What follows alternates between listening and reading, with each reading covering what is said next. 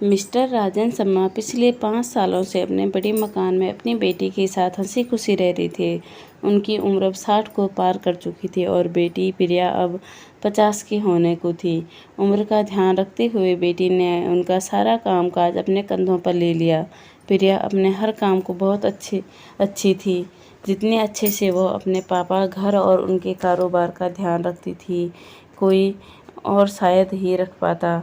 अगर राजन जी का कोई बेटा होता तो वह भी नहीं। इन बाप बेटी का रिश्ता बहुत ही प्यारा था। बिना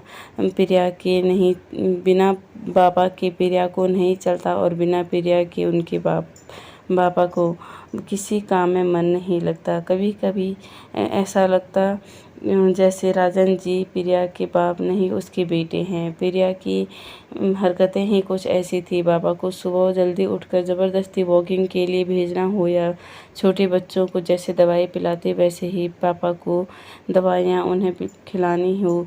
प्रिया का बर्ताव अपने पापा के साथ बिल्कुल वैसे ही था जैसे किसी माँ का अपने बच्चे के साथ होता है। प्रिया के पापा भी कुछ कम नहीं थे। जब जब प्रिया उन्हें दवाई खाने के लिए देती, वो आधी खाते और आधी छुपा लेती, लेकिन प्रिया की नज़रों से नहीं बच पाते। वह उनके सामने खड़ी होकर सारी दवाएं उन्हें ज़बरदस्ती खिलाती। रात को प्रिया के सोने के बाद चुपके से किचन में जाकर फ्रिज से मिठाई चुरा कर खाना। बाबा की ऐसी शरारतें भी प्रिया पकड़ लेती थी। पकड़े जाने पर बाबा पानी का पीने का बहाना कर, लेकिन प्रिया उन्हें समझाती मिठाई आपके लिए हानिकारक है। बाबा को याद दिलाती कि पिछली बार उनका शुगर लेवल कितना बढ़ गया है। अपने ही घर में मैं मिठाई भी नहीं खा सकता, बड़बड़ाते हुए नाराज़ होने की एक्टिंग करते हुए बाबा किचन में चले जाते हैं। फिर प्रिया उन्हें बनाने के लिए एक मिठाई का टुकड़ा पापा के पास लेकर जाती और फिर वो दोनों उन्हें आधा आधा बांट कर खाते। दोनों के चेहरे पर बड़ी स्माइल आ जाती है। बस ऐसे ही दोनों की ज़िंदगी हंसी खुशी कट रही थी।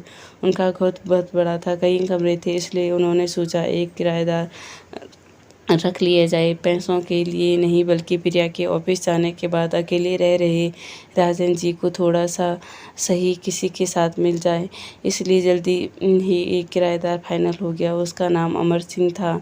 उम्र उनकी 50 से 51 की थी होगी। एग्रीमेंट पेपर बनाने के दौरान पहली बार वह राजेंद्र और प्रिया से मिली।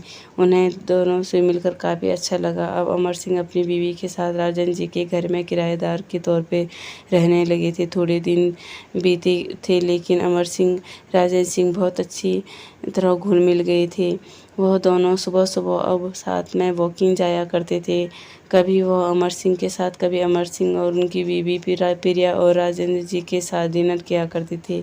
एक सुबह जॉगिंग के दौरान अमर सिंह ने कहा, आप और प्रिया अकेले ही रहते हैं, आपको तो काफ़ी कुछ मैनेज करना पड़ता होगा। आप कैसे सब इतने अच्छे से संभाल लेते? अजी, मैंने क्या करना, मेरी होशियार बेटी के लिए यह कुछ भी नहीं, सब इतने अच्छे से संभाल लेती, मुझे किसी बात की कोई चिंता नहीं। राजन जी मुस्कुराते हुए कहा, हाँ वह तो ठीक है, लेकिन अब प्रिया ससुराल चली जाएगी, तब आपके लिए यह सब मैनेज करना बड़ा मुश्किल होगा।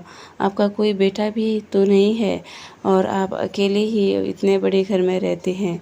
अमर सिंह ने अपने विचार बताते हुए कहा। राजन जी के चेहरे के हाव भाव बदल गए। वह अमर सिंह से कुछ कहना चाहते थे, लेकिन नहीं कहा और बात बदलने के लिए उनसे पूछा, खैर वो सब ठीक, जाने दीजिए। आपके कितने बच्चे हैं? अमर सिंह ने छाती चौड़ी करते हुए कहा, मेरे 2 बच्चे, दोनों ही लड़के हैं और दोनों ही अमेरिका में रहते हैं। राजन जी को लगा जैसे अमर सिंह उन्हें ताना मार रहे हैं, लेकिन फिर भी उन्होंने कुछ नहीं कहा और वो जॉगिंग करने अपने घर लौट आए।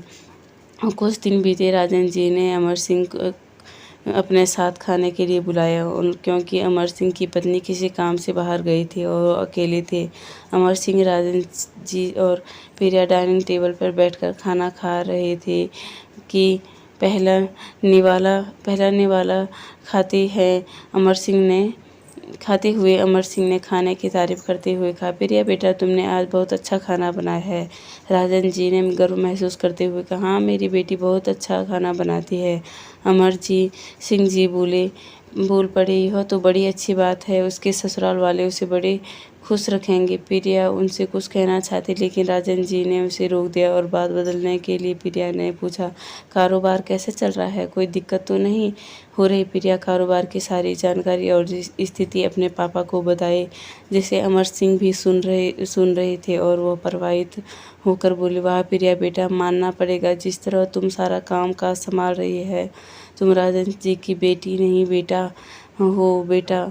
अब राजन जी से ना रहा गया। उन्होंने कहा, पता नहीं क्यों आप सभी लोग बेटी को बेटे के साथ कंपेयर करते हैं।